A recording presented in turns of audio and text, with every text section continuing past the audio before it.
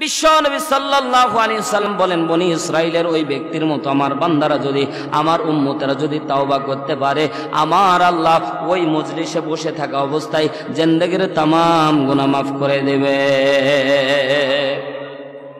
বিশ্ব নবী বলেন, বনি ইসরাইলের আল্লাহ জান্নাতি খাবার মান্না সালোয়া দান করত। কি খাবার? আরো জোরে বল। মান্না সালোয়া জান্নাতি খাবার। আলেম ওলামা পাশে আছে, সূরা মাইদা। মান্না সালোয়া ডাইরেক্টলি আল্লাহ জান্নাতি খাবার পাঠাতো। আল্লাহ রাব্বুল আলামিন যখন মান্না সালোয়া হঠাৎ করে বন্ধ করে দিলেন, এমন একটা সময়ের ভিতরে আল্লাহর নবী হযরতে মূসার কাছে উম্মতেরা চলে গিয়ে বলে, নবী মূসা, আমাদের মান্না সালোয়া কেন আসতেছে না? সাথে সাথে আমার আল্লাহ রাব্বুল আলামিন একটা চিঠি লিখে দিলেন, এ নবী মূসা, তোমাদের গ্রামের ভিতরে, মহল্লার ভিতরে, তোমার কওমের ভিতরে এমন একজন বদকার ব্যক্তি আছে। ওই বদকার ব্যক্তির পাপের পরিধি এত পরিমাণে বেড়েছে, ওর পাপের কারণে আমি আল্লাহ রাব্বুল আলামিন জান্নাতি মান্না সালোয়া তোমাদের জন্য বন্ধ করে দিয়েছি। বলেন, এই কথা যদি এই এলাকার মধ্যে কেউ এলান করে দেয়, অমুক ব্যক্তির জন্য এই গ্রামের মধ্যে কোনো বরাদ্দ হচ্ছে না, কিংবা কোন রকমের কোনো কিছু হচ্ছে না, বলেন তো আমরা কি তাকে ছাড় দেব? সরাসরি আল্লাহ রাব্বুল আলামিন ওহী নাজিল করে নবী মূসাকে জানাই দিলেন, হে নবী মূসা, হে নবী মূসা, শুনে রাখো, শুনে রাখো, ওই কওমের লোককে যতক্ষণ পর্যন্ত তোমরা এক ঘরে করে না দিবা, যতক্ষণ পর্যন্ত এক ঘরে করে না দিবা, ততক্ষণ পর্যন্ত কিন্তু মান্না সালোয়া নাজিল হবে না। নাম যখন চলে আসলো, কওমের লোকেরা, পুরা কওমের লোকেরা গিয়ে তারে ধরলো, গিট পরা দিয়ে ধরলো, হাতগুলা বাঁধলো, পাগুলা বাঁধলো, এমন করে তারে মার দেওয়া হলো। জন্মের মতো মার যখন দেয়, নবী মূসার পা মুখটা জড়ায় ধরে, হাত বাঁধা, পা বাঁধা, মাথাটা দিয়ে নবী মূসার পায়ের কাছে এসে বলে, নবী মূসা, আমার আল্লাহকে বলেন, ও নবী মূসা, তোমার আল্লাহরে বলো আমার যাতে মাফ করে দেয়। বারবার করে বলতেছে। সাথে সাথে নবী মূসা রাগান্বিত হয়ে পাটা চটকায় দিয়েছে। কিছুক্ষণ পর ওই ব্যক্তি তাকায় দেখে, চোখটা মেলে দেখছে মায়ের অত্যাচারে মাই সহ্য করতে না পেরে মাঝে মাঝে অজ্ঞান পর্যন্ত হয়ে যাচ্ছে। গভীর মনোযোগ দেন ভাই, পর্দানিশী আমার মা বোনেরা, জীবনে অনেক গুনাহ করেছি, জীবনে অনেক গুনাহ করেছি, একটু মিলায় নেন নিজের সাথে, আর ওই ব্যক্তির সাথে একটু তওবার নিয়মটা একটু নিজের মাঝে নিয়ে আসেন, অনুতপ্ত হন, আমার আল্লাহ রাব্বুল আলামিন আপনার জিন্দেগীর গুনাহগুলিও মাফ করে দিবে। জোরে বলেন সুবহানাল্লাহ। নবী মূসার পায়ের কাছে যখন পড়েছে, নবী মূসা রাগান্বিত হয় পাটা চটকায় দিয়েছে। সাথে সাথে কিছু দূর পর্যায়ে পড়েছে। নবী মূসা বলছে, তোমারে আমরা এক ঘরে করে দিয়ে আসবো, তোমারে আমরা জঙ্গলের মধ্যে ফেলে দিয়ে আসবো, তোমারে আমরা বনবাসে দিয়ে আসবো, তোমরা আমাদের সাথে তুমি বড় বসবাস করতে পারবা না। বারবার করে আকুতি করছে, নবী মূসা, জঙ্গলার মধ্যে যদি ফেলে দিয়ে আসো, বাঘে খাবে, সাপে খাবে, আমারে কিন্তু মেরে ফেলবে, তারা বাঁচতে দেবে না। বনের পশু পাখি, হিংস্র পশু পাখি কিন্তু আমারে ছাড় দেবে না। এ নবী মূসা, আমারে তুমি মাফ করে দাও, তোমার রব রে বলো, আল্লাহ রে বলো আমারে মাফ করে দিতে। বারবার করে বলতেছে, কিন্তু নবী মূসা পর্যন্ত সহ্য করতে পারে না, নবী মূসা পর্যন্ত কথাগুলি শুনতেছে না। এক পর্যায়ে ওই আল্লাহর বান্দা চোখটা খুলে দেখতে পাচ্ছে, ওই বান্দা চোখটা খুলে দেখতেছে, তার সন্তান পর্যন্ত তার গায়ের উপরে হাত তুলতেছে। ও ভাই, পৃথিবীর একটা জিনিস মানুষ সহ্য করতে পারে না, কোন সন্তান যদি বাবার গায়ে হাত তুলে, ভাই দুনিয়ার একটা জায়গা, কোন সন্তান যদি বাবার গায়ে হাত তুলে, ভাই এই জায়গা কিন্তু বাবা সহ্য করতে পারে না। কথা বলেন ঠিক কিনা? আমাদের সন্তান অসংখ্য, এই সমাজের ভিতর, আমাদের জেনারেশনের ভিতর অসংখ্য সন্তান আছে বাবা মার গায়ে হাত তুলে, এমন সন্তান আপনাদের এলাকায় আছে না? না। এ যুবক ভাই, অনুরোধ করে বলে যাই, পর্দানিশী মা বোনেরা অনুরোধ করে বলে যায়, মা খবরদার, খবরদার, বাবা মায়ের গায়ে হাত তোলা যাবে না। আমাদের দেশের নারীরা কিন্তু অনেক বেশি চালাক ভাই, ঠিক না? দেখবেন, নিজে ভাবি যখন বাপের বাড়ি থেকে আসে, তখন মেয়েটা তার ভাবিকে ওসিয়ত করে আসে, আমার বাবা বুড়া হয়ে গেছে, বুড়ি হয়ে গেছে, বাবার দিকে একটু নজর রাখো। বলেন, ওই মেয়ে আবার নিজের বাড়িতে এসে নিজের শ্বশুর শাশুড়িকে কাজ করিয়ে নাই। জোরে বলেন না কেন ভাই? যেই মেয়ে ওসিয়ত করে গেল, বাবা অসুস্থ, মা অসুস্থ, একটু দেখিয়েন, ভাবি একটু নজর রাখিয়েন, ওই মেয়ে আবার নিজের বাড়িতে এসে নিজের বাবা মাকে সহ্য করতে পারে না। কথা বলেন ঠিক কিনা? মুসলমান ভাইরা আমার গভীর মনোযোগ দেন, লম্বা করব না, সংক্ষিপ্ত আকারে ছেড়ে দেব।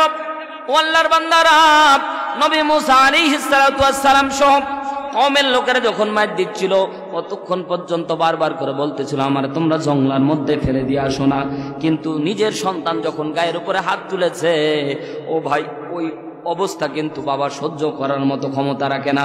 কথা বলেন ঠিক কিনা? আমাদের সমাজের নীতি হচ্ছে বাবার সম্পদ সন্তানের একটু ব্যাঘাত ঘটলে বাবাকেও ঘর থেকে বাইর করে দিতে সন্তানের একদিন সময় লাগে। আমরা নিজ চোখে দেখেছি 5 ভাই, বাবা মারা গেছে, 5 ভাই সম্পদ ভাগাভাগি করেছে, এখনো বাবাকে কবর দেয়নি, তারপরেও বাবার লাশের উপরে দাঁড়িয়ে তারা ভাগাভাগি করে মারামারি। ঠিক না? সম্মানিত ভাইয়ার আমার, গভীর মনোযোগ দেন। সন্তান যখন হাত তুলেছে সাথে সাথে তার ভাষা চেঞ্জ হয়ে গেছে। এতক্ষণ বলছে নবী মুসা আমার তুমি জঙ্গলের মধ্যে ফেলে দিয়ে এসো না, এখন বলছে হ্যাঁ নবী মুসা আমার আর বেঁচে থাকার কোনো সুযোগ নাই, আমার বেঁচে থাকার কোনো চান্স নাই, বেঁচে থাকার কোনো আমার অধিকার আমার মনে হচ্ছে আমার বেঁচে থাকবো আর না থাকবো আমার যাই হোক, আমার জঙ্গলের মধ্যে ফেলে দিয়ে আসো। সন্তান গায়ে হাত তুলেছে, বাবা সহ্য করতে পারে নাই, জঙ্গলের মধ্যে যখন ফেলে দিয়ে চলে আসলো, আল্লাহর বান্দারা বান্দিরা গভীর মনোযোগ দেন, দেখেন একটা চোখের পানি, এক ফোঁটা চোখের পানি আসে কিনা। যদি এক ফোঁটা চোখের পানি আসে, আল্লাহর কসম করে বলি নবীর হাদিস প্রমাণ করে জিন্দেগির গুনাহ আমার আল্লাহ মাফ করে দিবে। নবী মুসা কওমের লোকেরা ডাঙ্গাডুলি করে তারে ওই জঙ্গলের মধ্যে ফেলে দিয়ে চলে আসতেছে। চলে আসার পরে কওমেরা নিজের মতো করে লাইফ লিড করতেছে, জীবন যাপন করতেছে। 5 থেকে 7 দিন হাদিসের ভাষায় পাওয়া যায়, 5 থেকে 7 দিন পরে আমার আল্লাহ ওহী নাজিল করে নবী মুসাকে বলছে হ্যাঁ নবী মুসা জঙ্গলের মধ্যে আমার বন্ধু মারা গেছে, তার জানাজা দেওয়া লাগবে। জোরে বলেন সুবহানাল্লাহ। নবী মুসা বলছে আল্লাহ জঙ্গলের মধ্যে আবার তোমার বন্ধু থাকে কেমনে? সাথে সাথে নবী মুসাকে আল্লাহ বলছে বেশি প্রশ্ন করবা না। আল্লাহ রাগান্বিত হয়, ডাকতে বলে হ্যাঁ নবী মুসা সব সময় বেশি প্রশ্ন করলে সহ্য হয় না, আমার বন্ধু মারা গেছে, বন্ধুর জানাজা দেওয়া লাগবে, কাফন পরানো লাগবে, তার গোসল দেওয়ানো লাগবে, যাও। বলেন তো জানাজা কি একজন দেওয়া যায়?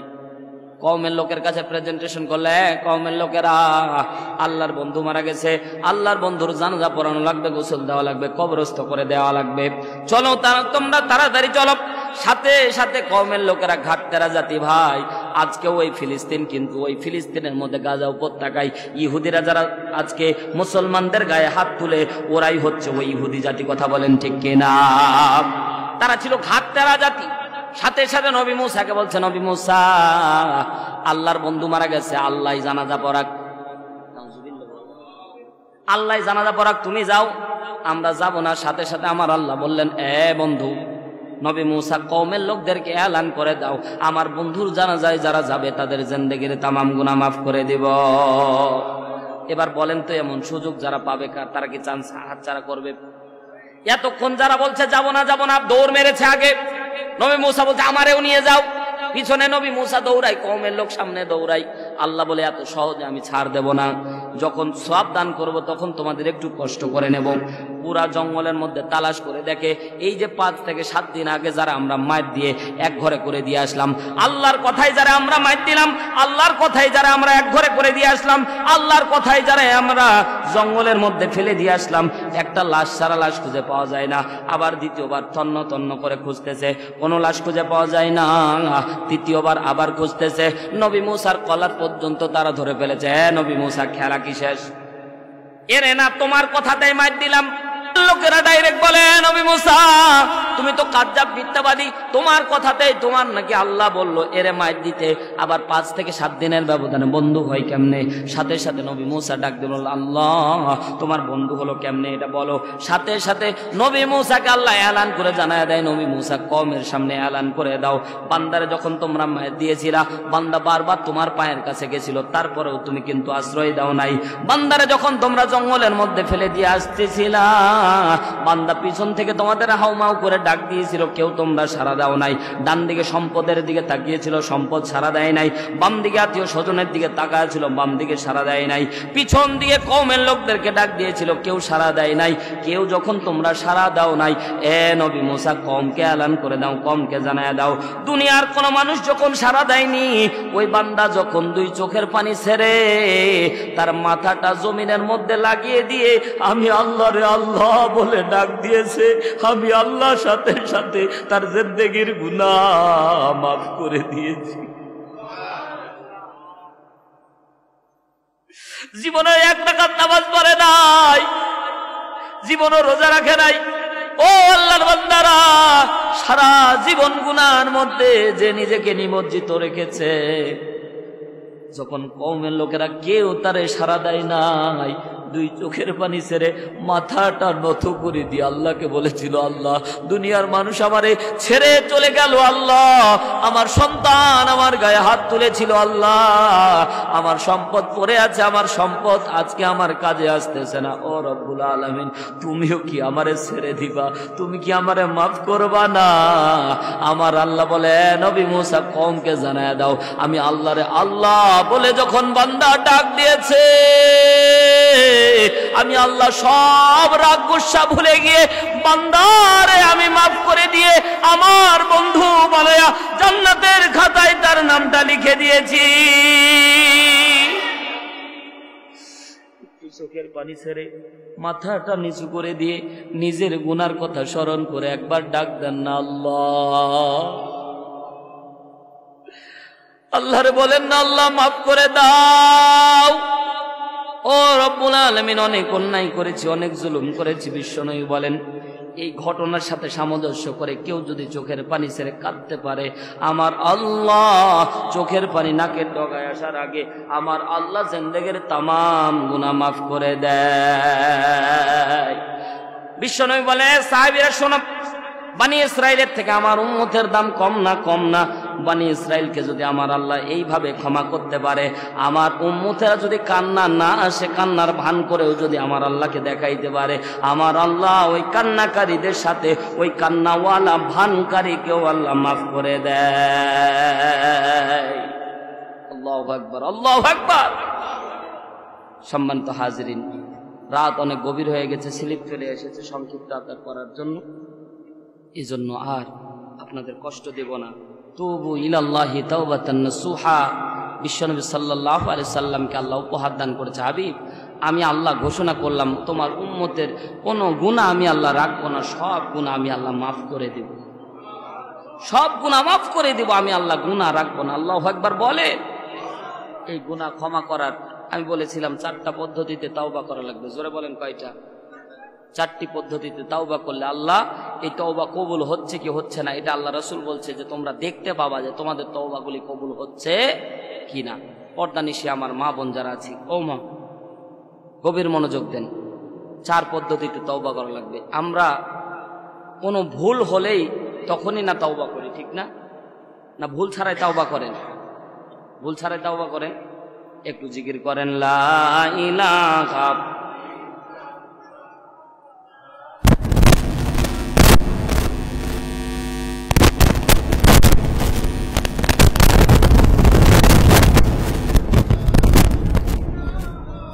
লা ইলাহা ইল্লাল্লাহু মুহাম্মাদুর রাসূলুল্লাহ সাল্লাল্লাহু আলাইহি ওয়াসাল্লাম। সম্মানিত হাজিরিন, সংক্ষিপ্ত আকারে আপনাদেরকে ব্যাখ্যা ছাড়াই এই 4টা পয়েন্টের উপরে যদি একটু উদাহরণ দিয়ে দিয়ে বোঝানো হতো তাহলে আরো ভালো লাগতো। সংক্ষিপ্ত আকারে 4 পদ্ধতিতে আমরা তওবা করব। জোরে বলেন কয় পদ্ধতিতে? বুখারীর হাদিস, ভাই আমার মন গড়া কথা বলতেছি না, লম্বা হাদিস সামারাইজ করে 4টা পদ্ধতি এখানে নিয়ে আসা হয়েছে। মুহাদ্দিসিন ইকরাম 4টা পদ্ধতি নিয়ে এসেছে, লম্বা হাদিস। এই হাদিসের মধ্যে ঘটনাও বলা হয়েছে। আল্লাহু আকবার বলে। কেন? মুআয ইবনে জাবালের তাহাজ্জুদের নামাজের ঘটনা নিয়ে আসা হয়েছে, অনেক ঘটনা। যাই হোক, আমি সংক্ষিপ্ত আকারে আপনাদের বলি। 1 নাম্বার, যেটা যে অন্যায় হয়েছে ওই অন্যায়টাকে সর্বপ্রথম স্বীকার করতে হবে। 1 নাম্বার কি? অন্যায় করেছেন এটা স্বীকার করতে হবে। ও ভাই, শয়তান ভুল করেছিল কিন্তু স্বীকার করেনি, এজন্য শয়তানকে আল্লাহ মাঝে মাঝে কিন্তু দিয়েছিল, সুযোগ দিয়েছিল। হযরত মুসা একদিন বলেছিলেন, শয়তান হযরত মুসাকে একটা উপহার করেছিল। তখন শয়তান বলেছিল, তোমার গুনাহ ক্ষমার জন্য যদি আল্লাহর দরবারে আমি যদি প্রার্থনা করি তুমি কি খুশি হবা? তখন নবী মুসাকে বলেছিল, অবশ্যই, আল্লাহ যদি আমারে জান্নাতি বানায় তাহলে আমার জন্য কতই না কপাল। তো নবী মুসা আল্লাহকে বলেছিল, আল্লাহ শয়তানের কি তওবার রাস্তা খোলা নাই? বলছে অবশ্যই আছে। শয়তানরে বলে দিবা যে আদমের কবরের দিক দিয়ে একটা সিজদা দিতে। সুবহানাল্লাহ বলে। নবী মুসা মনে করেছিল খুব সহজ, এসে বলছে শয়তান ভাই তুমি মাপ পাইয়া গেছো। শয়তান বলতেছে তাহলে কেমনে মাপ পাইলাম?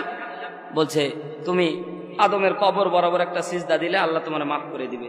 শয়তান বলতেছে জিন্দা অবস্থায় যারা সিজদা দেয়নি কবরে দিব? এই যে শয়তান, জিন্দা অবস্থায় যারা কবরে সিজদা দেই, জিন্দা অবস্থায় যারা সিজদা দেয়নি, আর তুমি কবরে বলতেছো সিজদা দিব, খবরদার এইসব কথা কয় না, চলে গেছে। এটাই হচ্ছে শয়তান। আপনি আমি 1 নাম্বার গুনাহ করলে কি করব? স্বীকার করব যে এটা আমার অন্যায় হয়েছে আল্লাহ। 2 নাম্বার তওবা করা লাগবে, তওবার দোয়া যেগুলো আল্লাহ শিক্ষা দিয়েছে এই দোয়াগুলি পাঠ করা লাগবে। 1 নাম্বার আস্তাগফিরুল্লাহ বলেন। আমাদের জিন্দেগির যত গুনাহ আছে, আজকে এখানে প্রস্তুতি নেই, আমাদের জিন্দেগির যত গুনাহ আছে সব গুনাহকে আমরা মাথা নত করে স্বীকার করলাম আল্লাহ জীবনে অনেক অন্যায় করেছি। 2 নাম্বার আস্তাগফিরুল্লাহ রাব্বি মিন কুল্লি যামবি ওয়া আতুবু ইলাইহি আস্তাগফিরুল্লাহাল্লাযী লা ইলাহা ইল্লা হুয়াল হাইয়ুল কাইয়্যুম। এরকম 22টার অধিক দোয়া আছে তওবার, যে কোনো একটা পাঠ করলেই হবে। 2 নাম্বার গেল। 3 নাম্বার জীবনে আর এই গুনাহ করবেন না এরকম প্রতিজ্ঞা হওয়া লাগবে। আল্লাহ যেটা গুনাহ করেছি, নামাজ ছুটে গেছে এজন্য যদি তওবা করেন, একটা যে কোনো একটা গুনার দিকে আমি তাকাই, সব গুনাহ এভাবে নিবেন। এটা একটা বৈঠক করে করা লাগবে এমনটা না, এটা কিন্তু 1 সেকেন্ডের কাজ। কিন্তু আমি ব্যাখ্যা করে বলতেছি মনে হচ্ছে কতই নাকি একটা বৈঠক তৈরি করা লাগবে, না এ কিচ্ছু না। সাথে সাথে যে গুনাহ হয়েছে সাথে সাথে, এটা কিন্তু 10 সেকেন্ডের কাজ নয়, কিন্তু আমি বোঝানোর জন্য দূর দিকে নিয়ে আসতেছি লম্বা করে। 3 নাম্বার এই গুনাহ করবেন না বলে কি করা লাগবে? প্রতিজ্ঞা করা লাগবে যে আর কোনোদিন করব না আল্লাহ। ঠিক আছে, যে আল্লাহ নামাজ কাজা হয়েছে, আজকে থেকে নামাজ ধরলাম, তওবা করলাম, আর জীবনে নামাজ কাজা করব না। সুবহানাল্লাহ বলে এইরকম করে। 3 নাম্বার। 4 নাম্বার পদ্ধতি বিশ্বনবী সাল্লাল্লাহু আলাইহি সাল্লাম বলে, 4 নাম্বার হচ্ছে কাফফারা দেওয়া লাগবে। কি দেওয়া লাগবে? কাফফারা। ও ভাই নামাজ ছুটে গেছে, নামাজের কাফফারা আপনি আদায় করা অসম্ভব ব্যাপার। তওবা করেছেন তো আল্লাহ আপনার জিন্দেগির আগের গুনাহগুলি আল্লাহ মাফ করে দিয়েছে। কাফফারা নিজের শারীরিক অথবা মানসিক। শারীরিক হচ্ছে রোজা, শারীরিক কি 2 ভাবে কাফফারা দেওয়া যায়। 1 হচ্ছে রোজার মাধ্যমে, 2 নাম্বার হচ্ছে দান সদকা করার মাধ্যমে। এমন একটা অ্যামাউন্ট, মনে করেন আপনি যে কোনো অন্যায় করেছেন, ছোট হোক বড় হোক, একটা মিথ্যা কথা বলেছেন, তো সাথে সাথে এর কাফফারা যদি আপনি 1000 টাকা দান করে দেন, আপনাকে সাপোজ বোঝানোর জন্য বলছি, তো আপনার ব্রেনটার মধ্যে আপনার দেহ মনটা এমন ভাবে অস্থির হয়ে থাকবে যে আর কোনোদিন মিথ্যা বলিস না, নাহলে আর 1000 টাকা চলে যাবে। ঠিক আছে, এইরকম একটা চিন্তাধারা। কাফফারাটা এমন আদায় করবেন যাতে আপনার জুলুম হয়ে যায়, কষ্ট হয়, তখন শয়তান দেখবেন যে আপনাকে ওই ভুল আর কোনোদিন করাবে না। আল্লাহু আকবার বল। এই 4 পদ্ধতিতে বিশ্বনবী বলছে কেউ যদি তাওবা করতে পারে তো আমার আল্লাহ তার তাওবা কবুল করবেই, গ্যারান্টি। সুবহানাল্লাহ। এবার বলেন তাওবা যে কবুল হচ্ছে কিনা এটা দেখবো কেমনে? এবার টের পাচ্ছেন কেমনে দেখা যায়? এবার 3 নাম্বার পয়েন্টে বলেছিলাম আর কোনোদিন করব না। যেটা যেটা অপরাধের জন্য আপনি তওবা করেছেন ওটা যদি ভবিষ্যতে আর না হয় তাহলে বুঝতে হবে ওই তওবা আল্লাহর দরবারে কবুল হয়ে গেছে। আর যদি আবার হয় বুঝতে হবে তওবা কবুল হয়নি। তার মানে এই না যে আপনার হাল ছেড়ে দিতে হবে, আপনি তাওবা করতে হবে, তাওবা করতে হবে। আপনার অন্যায় হয়েছে সাথে সাথে তাওবা করে নেবেন। আমার আল্লাহ গফুরুর রহিম। ওই বান্দা যদি একবার আল্লাহকে আল্লাহ বলে ডাক দেওয়ার কারণে তাকে যদি মাফ করে দেয়, আপনাকে আমাকেও মাফ করার ক্ষমতা আল্লাহর আছে না নাই? জোরে বলেন আছে না নাই? আল্লাহ চাই বান্দাকে মাফ করে দিতে। ও আল্লাহর বান্দারা, নামাজ রোজা হজ যাকাত তো করাই লাগবে, কিন্তু এগুলো ছাড়াই অনেক মানুষ জান্নাতি হয়েছে। সুবহানাল্লাহ বললেন। 99 হত্যা করেছে, হত্যা করার পরে একটু অনুশোচনা হয়েছে, তওবার দরজা খোলার জন্য, তওবা করার জন্য দৌড়ায়ছে। এক আবেদ বান্দার কাছে বলেছে, এই আমি 99 হত্যা করেছি, আমি কি মাপ পাবো? তো ওই বান্দা বলছে, না, এতগুলো হত্যা করেছো, তুমি মাপ পাইতে পারো? সাথে সাথে ওরেও মেরে দিয়েছে 100। আরেকজনের কাছে গেছে, যাওয়ার পরে বনি নবী ঈসা আলাইহিস সালাতু ওয়াস সালামের উম্মত বিশ্বনবী বর্ণনা করতেছে, ও 100 হত্যা করার পর আবার অনুশোচনা হয়েছে। বান্দা যখন এক আবেদ বান্দার কাছে গেছে, বলছে তুমি তওবা করো, আমার আল্লাহ তোমার সব গুনাহ মাফ করে দিবে। তওবা করেছে, আল্লাহ মাফ করে দিয়ে সাথে সাথে মালাকুল মউত চলে এসেছে। আজরাইল চলে আসার পরে জান কবজ করে নিয়ে চলে এসেছে। এবার জান্নাতি জাহান্নামী দুইজন ফেরেশতাই চলে এসেছে। আল্লাহু আকবার বলেন। জান্নাতি জাহান্নামী দুইজন ফেরেশতাই, কারণ এখনো তো কোনো ভালো আমল, শুধু তওবা করেছে ভাই, শুধু তওবা করেছে, আর কিচ্ছু করেনি। আল্লাহ রাব্বুল আলামিন বলছেন, এ ফেরেশতারা তোমরা মাপো, যদি ভালোর দিকে 1 বিঘত পরিমাণে যায় তো জান্নাতি ফেরেশতারা নিবে, আর যদি খারাপের দিকে থাকে তাহলে জাহান্নামী ফেরেশতারা নিবে। কেউ ঝগড়া করো না। আরেক দল ফেরেশতাকে আমার আল্লাহ হুকুম করে দেয় যে ধাক্কায়া ভালোর দিকে নিয়ে যাও। আল্লাহু আকবার বলেন। আল্লাহ চায় বান্দাকে মাফ করে দিতে, তো এক সামান্য পরিমাণ সামনের দিকে ভালোর দিকে ছিল, তো জান্নাতি ফেরেশতারা তারে নিয়ে জান্নাতে চলে গেছে। বনি ইসরাইলের এক বেশ্যা মহিলা, ও ভাই আমরা তো এত খারাপ না, পদ্মা নিশি মামুন, আমরা তো এত খারাপ না, ঠিক না? একটা বেশ্যা মহিলা একটা এলাকার মধ্যে থাকলে, যে পতিতালয়ে থাকে, তাকে আমরা খারাপ চোখে দেখি না? অথচ এই মহিলা রাস্তা দিয়ে যাচ্ছিল, সহিহ হাদিস, বিশ্বনবী বলেন একটা প্রাণী হাঁপাচ্ছিল, প্রাণীটা হয় কুকুর হবে নালে বিড়াল হবে, যে কোনো প্রাণী হাঁপাচ্ছিল, তো প্রাণীটার প্রতি মায়া লেগে নিয়ে ছাড়ের আঁচলটা কুয়োর মধ্যে দিয়ে একটু পানি তুলে প্রাণীটাকে পান করিয়েছিল। তো আমার আল্লাহর কাছে এত পছন্দ হয়েছে, আমার আল্লাহ তার জিন্দেগির গুনাহ মাফ করে জান্নাতি বলে ঘোষণা দিয়েছে। আমার আল্লাহ সেই আল্লাহ যে আল্লাহ মাফ করে বান্দাকে জান্নাতি ঘোষণা করতে চাই, তো আল্লাহর দরবারে মাথাটা নত করার দরকার আছে না নাই? জোরে বলেন আছে না নাই? এই জন্য পর্দা নিশি মা বোন সহ যারা আছি, ও ভাই অনেক কথা ছিল, অনেক কথার সামারাজ টেনে আজকে আমরা এখান থেকে আমরা গুনাহ ক্ষমা চেয়ে তওবা করে আজকে একটু কান্না মাখা মুনাজাত দিয়ে আমরা শেষ করে দেব ইনশাআল্লাহ। আজকের এই আলোচ্য বিষয়ে শিক্ষা হচ্ছে, সামনে রমজান মাস আসছে, রমজান পূর্ণ প্রস্তুতি নিয়ে রমজান মাস পালন করব, আর আমাদের